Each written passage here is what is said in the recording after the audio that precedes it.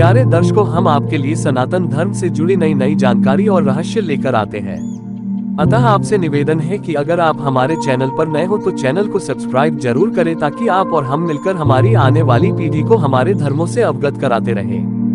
दोस्तों, आपका लाइक और सब्सक्राइब हमारा हौसला बढ़ाता है और हमारी मेहनत सफल होती है। चलिए वीडियो शुरू करते हैं। महाभारत में अभिमन्यु के वध को बहुत ही कायरतापूर्ण माना जाता है, क्योंकि युद्ध की नीतियों को किनारे रखकर एक योद्धा पर 7 योद्धा हावी हो गए थे और ताबड़तोड़ वार करके एक नाबालिग बालक को धोखे से मार दिया गया। जी हाँ दोस्तों, वीर बालक अभिमन्यु को युद्ध के नियमों के खिलाफ जाकर मारा गया था। अभिमन्यु को द्रोणाचार्य, दुर्योधन, कर्ण, जयद्रथ, अश्वत्थामा, दुशासन, वृषभसेन और अन्य कौरवों ने मिलकर मार दिया था।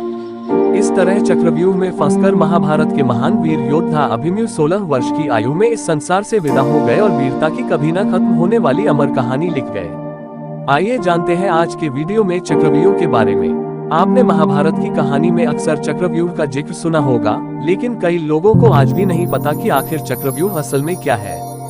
चक्रव्यूह एक बहुस्तरीय रक्षात्मक सैन्य संरचना है, जिसका प्रयोग किसी बड़े योद्धा को चारों तरफ से घेरने के लिए किया जाता है। इसे बहुत ही कुशल युद्ध कला भी माना जाता है। चक्रव्यूह जो ऊपर से देखने पर चक्र या पद्म की तरह दिखाई देता है, इसके हर द्वार की रक्षा एक महारथी योद्धा करता है। इस व्यूह का प्रयोग महाभारत में कौरवों के प्रधान सेनापति द्रोणाचार्य द्वारा धर्मराज युधिष्ठिर को बंदी बनाने हेतु हुआ था। लेकिन अभिमन्यु ने युधिष्ठिर की रक्षा के लिए चक्रव्यूह भेदन के लिए संकल्प लिया और अद्भुत साहस और पराक्रम दिखाते हुए चक्रव्यूह में अकेले ही प्रवेश कर गया। अभिमन्यु साहस पूर्वक चक्रव्यूह में प्रवेश तो कर गए, लेकिन वह चक्रव्यूह से निकल नहीं पाए, क्योंकि उनको व्यूह से निकलने का मार्ग ही पता नहीं था। और इसकी वजह इनके जन्म से पूर्व की वह घटना है, जब यह माता के गर्भ में थे।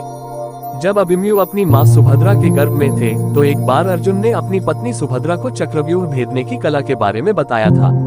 तब अपनी मां के गर्भ से अभिमन्यु भी चक्रव्यूह भेदने की कहानी सुन रहे थे, लेकिन जब अर्जुन ने चक्रव्यूह से बाहर निकलने की कला के बारे में बताना शुरू किया, तो सुभद्रा गहरी नींद में सो गई और इस तरह गर्भ में पल रहा शिशु यानी अभिमन्यु चक्रव्यूह से निकलने का मार्ग नहीं जान पाए। कुरुक्षेत्र की रणभूमि पर जब युद्ध शुरू हुआ, तो युद्ध के 13वें दिन कौरवों ने पांडवों को फंसाने के उद्देश्य से चक्रव्यूह की रचना की थी। इस चक्रव्यूह से निकलने की कला केवल 4 योद्धा जानते थे।